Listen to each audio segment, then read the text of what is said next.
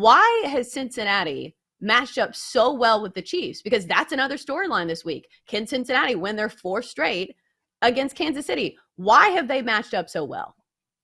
Well, I think there's two reasons. First of all, what you think about when you think about the Chiefs, the Bengals have, right? Now, I'm not going to sit here and go, well, Joe Burrow is a better quarterback than Patrick Mahomes, but they're equals, they're peers. Obviously Patrick Mahomes has a cannon of an arm that maybe no human being has, and he's won a title, and Joe hasn't been in the league as long. But typically, if the Kansas City Chiefs go into a game, you're looking at the quarterback matchup going, okay, at the game's most important position, they've got an advantage.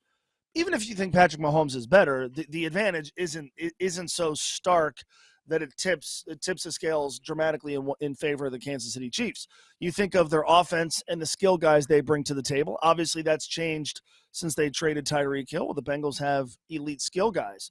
So I think you start with that. I think the other thing, though, is they've got a defensive coordinator in Lou Anarumo who's done a good job, not over the course of entire games, because, man, there have been moments, the Chiefs in the championship game last year jumped out to a 21-3 lead, and in the first half offensively they looked unstoppable.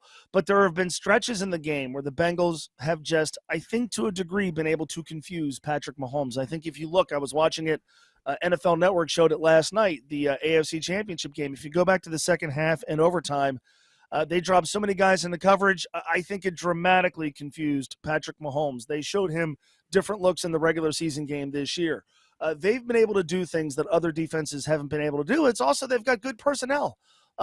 Their defense might lack huge household names. They might not have one guy like a Chris Jones for Kansas City that you go, okay, man, we got to make sure this guy doesn't screw up everything we're trying to do in the game.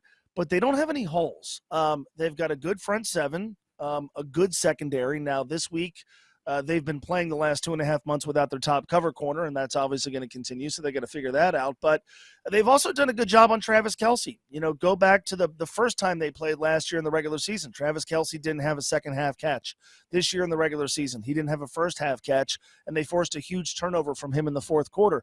They've had the antidote to a degree to what the Chiefs do offensively, and I think that's why this game on Sunday is basically a pick-em. What the Chiefs do well, the Bengals have a counter for, and the strengths of the Chiefs are mirrored by the strengths of the Cincinnati Bengals.